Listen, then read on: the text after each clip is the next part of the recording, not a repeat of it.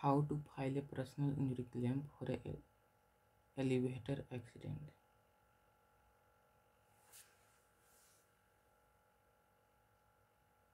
Hello and welcome. In today's videos we will be discussing how to file a personal injury claim if you have been involved in an elevator accident.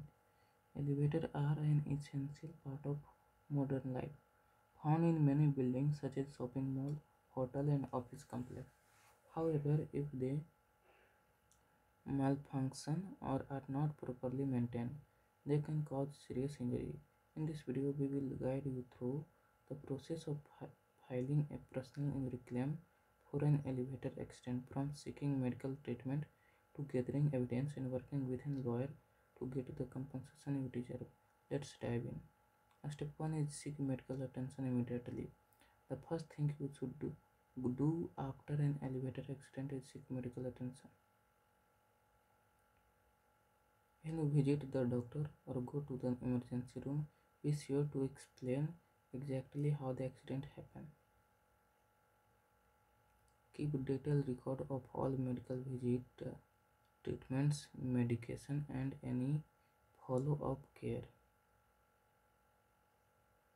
And step 2 is report the accident to the building management or owners. After reviewing medical care, the next step is to report the elevator accident to the building owner or management. This will serve as an important record when you pursue your claim. If the building management is uncooperative or refuse to file a report, consider making your own written account of the accident and keep it for your record.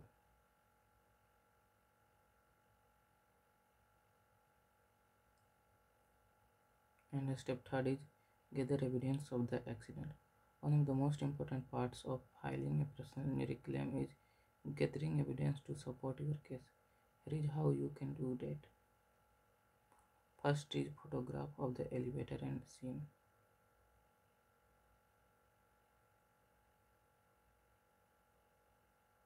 And second is witness a statement.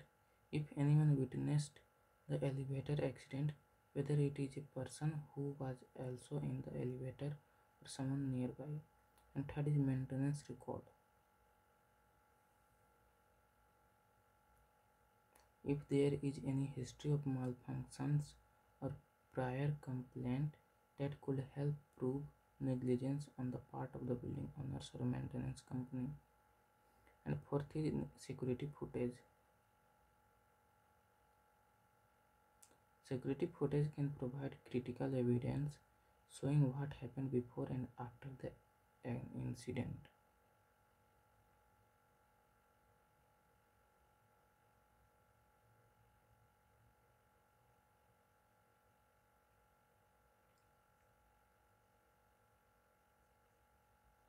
Step 4 is keep track of your medical expenses and losses.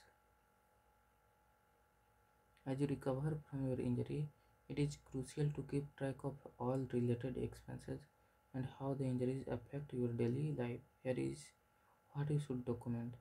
First is medical bills. This record will be used to calculate the financial damage you have increased as a result of the incident. And second is lost wage.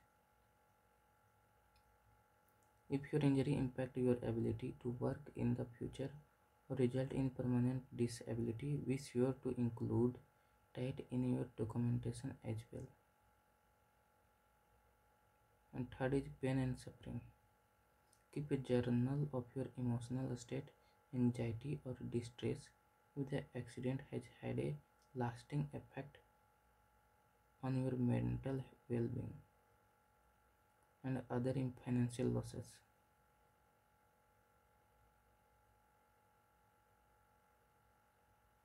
If the injury lead to other financial losses, such as the need for home care or transportation assistance, make sure to keep receipts and record for these expenses.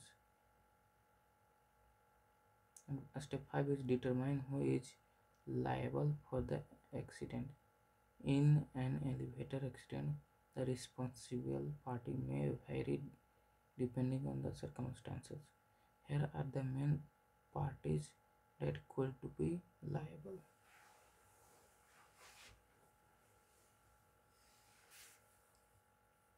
First is building owner or management. They have a legal duty to ensure that their property is safe for tenants and visitors. Tenants and visitors. Second is elevator manufacturer or faulty part.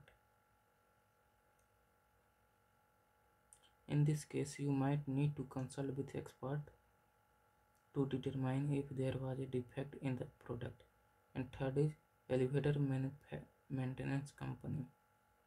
If they neglected to address an issue or failed to maintain the elevator to code, they could be considered negligence. And step 6 is consult with a personal injury lawyer.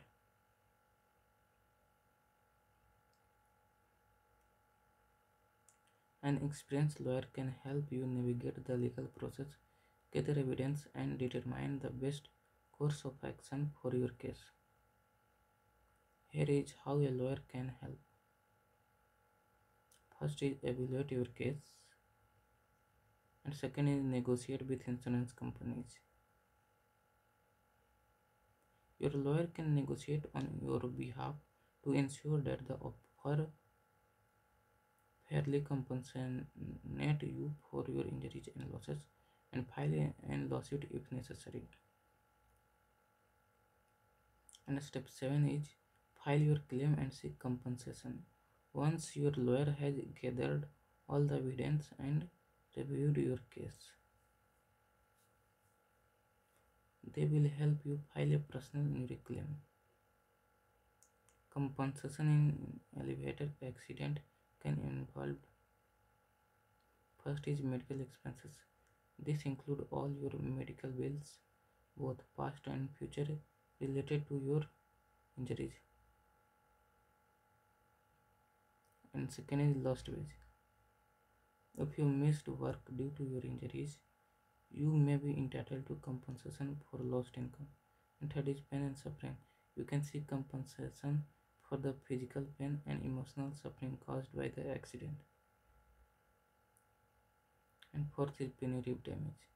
In case where the responsible part acted with gross negligence or malice, you may be entitled to additional damage.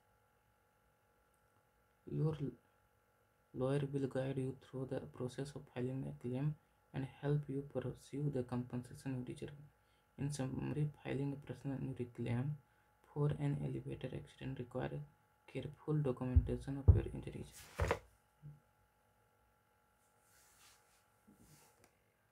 Thanks for watching this video.